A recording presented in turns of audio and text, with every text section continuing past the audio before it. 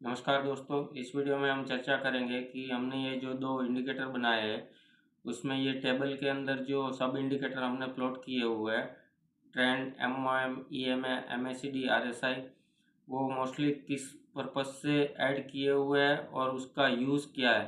तो इस वीडियो में हम इसके बारे में चर्चा करेंगे।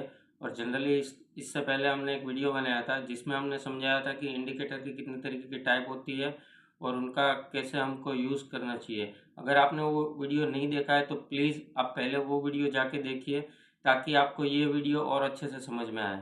तो चलिए इस वीडियो में हम आगे। टीएफ का मतलब इसमें टाइम फ्रेम है। जो ऊपर वाले टेबल में एम डब्ल्यू डी लिखा हुआ है वो है मंथली, वीकली और डेली, और नीचे वाले टेबल में जो भी टाइम फ्रेम है वो शॉर्टर पीरियड के लिए है। और बगल में जो भी सारे लिखे हुए हैं वो सब इंडिकेटर है, और उसके नीचे इन सब इंडिकेटर की वैल्यू आ रही है। तो मेजोरिटी हमने ये सब इंडिकेटर क्यों लिए हुए हैं और हम इसका इस टेबल के थ्रू कैसे कोई पर्टिकुलर स्क्रिप्ट में यूज़ करने वाले हैं, तो उसके बारे में आप थोड़ा सीखेंगे। तो उसके बारे में आपको क्या, मैं बताने से पहले थोड़ा राइट डाउन कर लेता हूँ ताकि आपको और अच्छे से इनके बारे में मैं समझा पाऊँ। अब मेरे हिसाब से आप देखेंगे ना, तो मेरे हिसाब से ट्रेंड तीन तरीके के होते हैं: अप ट्रेंड, डाउन ट्रेंड और साइडवेज। अब अप आप देखेंगे ना, तो मैंने ट्रेंड में तीन ईएमए का कॉम्बिनेशन लिया हुआ है। एक शॉर्टर पीरियड की ईएमए, एक उससे बड़े पीरियड की ईएमए, एक उससे भी बड़े पीरियड की ईएमए। ये तीनों ईएमए जब पैरेलल होती है ना, तो क्या होता है कि हम उसको अप ट्रेंड कंसिडर करते हैं। और जब ये तीनों पीरियड की ईएमए जब शॉर्टर पीरियड की सबसे नीचे चली जाती है, उसके ऊपर उससे बड़े पीरियड की, और उससे भी ऊपर उससे बड़े पीरियड की, तो उसको हम है ना थोड़ा डाउन ट्रेंड कंसिडर करते हैं। और जब शॉर्टर टाइम पीरियड की ईएम है, वो उससे बड़े टाइम पीरियड की ईएम है और उससे बड़े टाइम पीरियड की ईएम के बीच में चली जाती है, तब हम उसको साइडवेज ट्रेंड कंसिडर करते हैं। तो मैंने क्या किया, इसमें जो ट्रेंड का सिग्नल आ रहा है ना, वो उस हिसाब से आ रहा है कि तीन ईएमए का कॉम्बिनेशन है, और तीनों ईएमए अगर पैरेलल है तो वो अप ट्रेंड दिखाएगा, अगर तीनों ईएमए डाउन साइड पैरेलल है तो वो डाउन ट्रेंड दिखाएगा, और अगर बीच में कोई ईएमए है तो वो क्या है, साइडवेज ट्रेंड दिखाएगा। अब जब हमें कोई स्क्रिप्ट का पर्टिकुलर ट्रेंड पता चल जाता है, जैसे कि कोई स्क्रिप्ट अप ट्रेंड, एमओएम से हमें बायर की एक्टिविटी और सेलर की एक्टिविटी का पता चलता है। एमओएम हमें एज अ सिग्नल इंडिकेट देता है कि इसमें अभी ये पर्टिकुलर स्क्रिप्ट में बायर ज़्यादा एक्टिव है या सेलर ज़्यादा एक्टिव है। तो वो एज अ सिग्नल हमको इंडिकेट करता है। जैसे आप देखेंगे ना, यहाँ से अगर कोई सेलर एक्टिव हुआ है तो वो हमको यहाँ से डाउन का सिग्नल दे देगा, और यहाँ से अगर कोई बायर एक्टिव होता है तो वो हमको बाइंग का सिग्नल, अप का सिग्नल दे देगा। वापस अगर कोई यहाँ से सेलर एक्टिव होता है तो ये यहाँ से हमको डाउन का दे देगा, और वापस यहाँ से कोई बायर एक्टिव होता है तो ये हमको अप का सिग्नल दे देगा। तो जनरली एमआईएम में दो तरीके के सिग्नल आते हैं, एक अप वाला और एक डाउन वाला। ट्रेंड में तीन तरीके के सिग्नल आते हैं: अप, डाउन और साइडवेज। अब हम जब हमको किसी पर्टिकुलर स्क्रिप्ट का ट्रेंड पता चल गया, एमएम पता चल गया, तब हम जाते हैं ईएमएफ के पास में। अब ईएमएफ का यूज़ हमने इस स्क्रिप्ट में पर्टिकुलरली किस लिए किया है, मेरे हिसाब से सपोर्ट और रेजिस्टेंस है ना, दो तरीके के होते हैं। एक होता है डायनेमिक और एक होता है स्टैटिक। तो डायनेमिक स्टैटिक जो सपोर्ट रेजिस्टेंस होता है ना, पहले हम उसकी बात करते हैं। जैसे हमने कोई ऐसे बॉक्स बना के कोई सपोर्ट रेजिस्टेंस खींचा है, या तो फिर हमने कोई ऐसे लाइन ड्रॉ करके कोई सपोर्ट रेजिस्टेंस खींचा है, और या तो हमने कोई ट्रेंड लाइन ड्रॉ करके कोई सपोर्ट और रेजिस्टेंस को खींचा है, तो उसको हम क्या बोलते हैं, स्टैटिक सपोर्ट और रेजिस्टेंस बोलते हैं। और डायनेमिक सपोर्ट रेजिस्टेंस क्या होता है कि जैसे ईएमए से जो सपोर्ट और रेजिस्टेंस मिलता है ना, उसको हम डायनेमिक सपोर्ट रेजिस्टेंस बोलते हैं। जैसे ईएमए से अगर कोई पर्टिकुलर स्क्रिप्ट हम हमें सपोर्ट मिल रहा है और यहाँ से बायर की एक्टिविटी भी इनिशिएट हो रही है और इसका ट्रेंड भी अप है, तो हम इसमें बाइंग ट्रेड इनिशिएट कर सकते हैं और भी फर्दर कंफर्मेशन लेके। तो इसमें जो कॉलम में जो ये हमें दी हुई है ना, इसमें जो सिग्नल आ रहा है ना, मैं थोड़ा उसका अंडरस्टैंडिंग आपको समझा देता हूँ कि पर्टिकुलर ईएमए से प्राइस अगर आधे परसेंट की ऊपर रेंज में है, ईएमए से लेकर आधे परसेंट तक, तो उसमें है ना सपोर्ट लिख के आएगा, SUP। अगर ये आधे परसेंट की ऊपर की रेंज में है, जैसे ये है, तो यहाँ पे क्या ईएमए में फार लिख के आएगा, FAR, ये बहुत दूर है ऐसे। और कोई पर्टिकुलर स्क्रिप्ट ईएमए के नीचे है, जिसका पर्टिकुलर स्क्रिप्ट का क्लोजिंग ईएमए के नीचे है 1% की रेंज में, तो यहाँ पे BLS लिख के आएगा, उसको मैं बोलता हूँ बिलो सपोर्ट। और वही पर्टिकुलर स्क्रिप्ट का क्लोजिंग अगर ये 1% रेंज से और नीचे है तो यहाँ पे लिखा हुआ आएगा कि डाउन, ये EMA से बहुत दूर है, तो बहुत ऊपर की साइड दूर है तो फार, नीचे की साइड बहुत दूर है तो डाउन।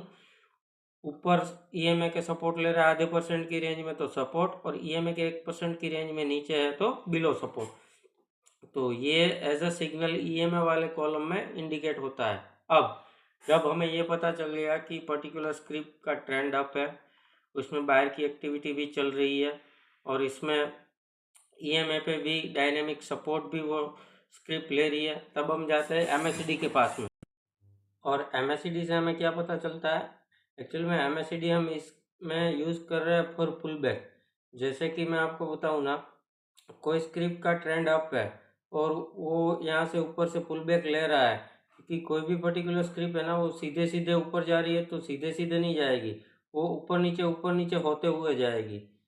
तो MACD का यूज़ हम मोस्टली पुल बैक फाइंड करने के लिए लेते हैं। तो आप देखोगे ना कि जैसे ही यहाँ से पुल बैक को स्टार्ट होता है तो MACD में क्या होगा कि MACD लाइन है ना, वो लेस देन सिग्नल लाइन चली जाएगी। वापिस जैसे ही ये पुल बैक खत्म होता है ना, वो MACD line greater than signal line हो जाएगी। वापिस जैसे ही पुल बैक स्टार्ट होता है ना, तो MACD लाइन वापिस लेस देन सिग्नल लाइन चली जाएगी। और वापिस जैसे ही यहाँ से पुल बैक कोई ख़त्म होता है तो वो हमें इंडिकेट करता है कि MACD लाइन ग्रेटर देन चली गई, तो हो सकता है कि ये पुल बैक ख़त्म हो गया। ये मतलब नहीं है कि पुल बैक यहाँ से ख़त्म ही हो गया, हो सकता है कि MACD लाइन यहाँ से वापस थोड़ी ऊपर जाके वापस नीचे आ जाए। तो MACD लाइन का जनरली हम यूज़ करते हैं पुल बैक के लिए, वो मैं थोड़ा आपको दिखा भी देता हूँ। इसमें आप देखोगे ना, तो MACD आप देखो, यहाँ से अगर ये पुल बैक स्टार्ट हुआ है तो MACD लाइन लेस देन होगी है सिग्नल लाइन के। वापिस यहाँ से कोई पुल बैक खत्म हुआ है तो वापिस ये ग्रेटर देन होगी। वापिस यहाँ पे कोई पुल बैक स्टार्ट हुआ है तो ये वापिस यहाँ से लेस देन हो गई। देखिए ये ब्लू कलर की लाइन है ना, वो MACD लाइन, और वापिस यहाँ से वो अप ट्रेंड में शिफ्ट हो रहा है, अपने मूल ट्रेंड की ओर आगे बढ़ रहा है। तो वापिस यहाँ से ये हमको कंफर्मेशन दे देती है कि एक्चुअली में अब ये पुल बैक ख़त्म हो गया है और ये स्क्रिप्ट वापिस अपने ट्रेंड की ओर बढ़ने के लिए तैयार है। तो ये MACD का कंफर्मेशन हम इस तरीके से लेते हैं। अब बचा है RSI। तो RSI का मेजोरिटी कंफर्मेशन किस लिए लेता हूँ, RSI दो तरीके के लिए मैं यूज़ करता हूँ। जैसे कि RSI एज अ सपोर्ट भी यूज़ होता है, जैसे कि RSI में 40 और 60 की वैल्यू होती है, तो मैं जनरली सेटिंग 40 और 60 की वैल्यू रखता हूँ, 60 और 40। अब मैं इसका यूज़ कैसे करता हूँ, कोई स्क्रिप्ट अगर नीचे आ रही है और RSI से वापस 40 पे सपोर्ट लेके ऐसे घूम रही है, तो मैं मानता हूँ कि ये स्क्रिप्ट ने यहाँ पे सपोर्ट ले लिया है और ये वापस अपने मूल ट्रेंड में जाने के लिए तैयार है। और उसी तरीके से अगर कोई स्क्रिप्ट ब्रेकआउट कर रही है, उस टाइम पे RSI का मोमेंटम 60 के ऊपर है, तो मैं ये मानता हूँ कि ये ब्रेकआउट सस्टेन होने की प्रोबेबिलिटी हाई है, क्योंकि स्पीड ज़्यादा है तो इस ब्रेकआउट को कोई रोक नहीं पाएगा। तो बेसिकली RSI का यूज़ इस हिसाब से भी होता है। तो RSI को क्या एज अ मोमेंटम हम यूज़ करते हैं और डायनेमिक सपोर्ट के लिए भी यूज़ करते हैं।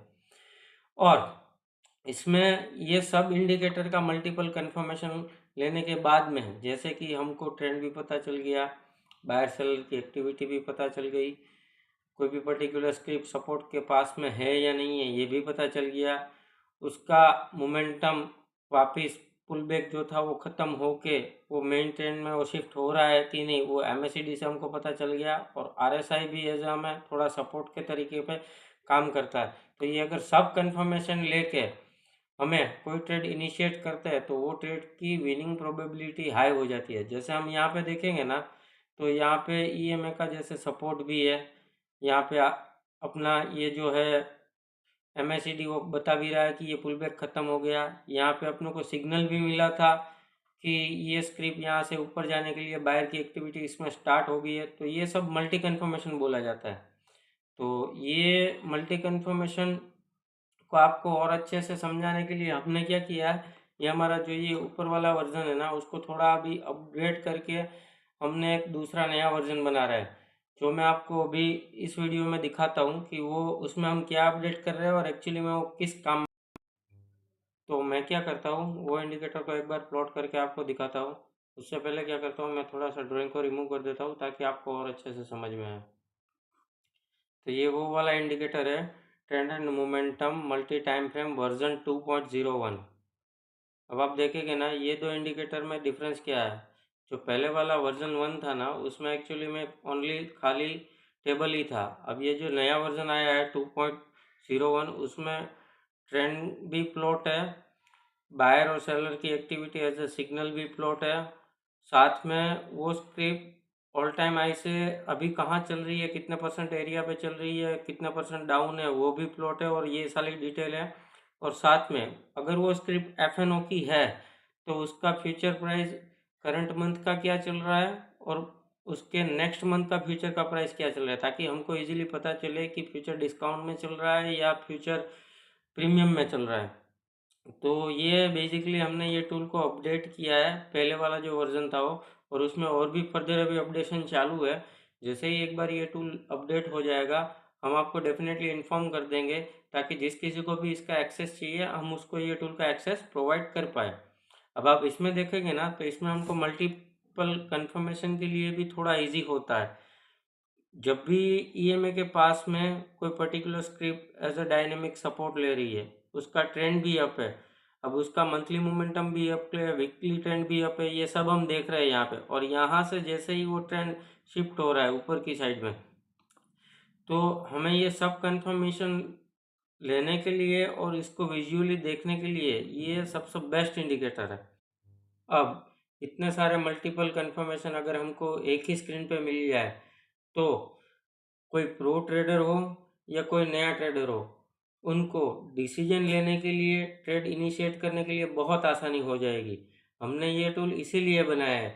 ये दोनों टूल कोई स्ट्रेटेजी नहीं है, ना ही कोई ये होली ग्रेल सिस्टम है प्रॉफिट करने के लिए, बट ये दोनों टूल एक डिसीजन मेकिंग टूल है। चाहे हम इंट्राडे ट्रेडिंग करें, चाहे हम पोजिशनल ट्रेडिंग करें, चाहे हम स्विंग ट्रेडिंग करें, तो ये हमको हेल्प करता है डिसीजन लेने के लिए। तो आशा करता हूँ आपको ये वीडियो बहुत ही अच्छा लगा होगा। इन दोनों टूल का यूज़ करके मल्टी टाइम फ्रेम एनालिसिस को कैसे किया जाता है और इंट्राडे, स्विंग, पोजिशनल ट्रेडिंग के लिए डिसीजन कैसे बनाया जाता है। उसके अलावा भी कई मल्टीपल जो स्ट्रेटेजीज़ है जो मैं यूज़ करता हूँ, उनका डिसीजन ये दोनों टूल को लेके मैं कैसे करता हूँ और वो कौन कौन सी स्ट्रेटेजीज़ है। अगर आपको उनके बारे में भी जानना है तो हमें बिल्कुल बताइए, तो हम आने वाले समय में उनके लिए भी वीडियो लाएंगे। तो ये वीडियो यहीं तक था। अगर आपकी इच्छा होगी तो हम आने वाले समय में भी मिलेंगे। चलिए मिलते हैं अगले वीडियो में।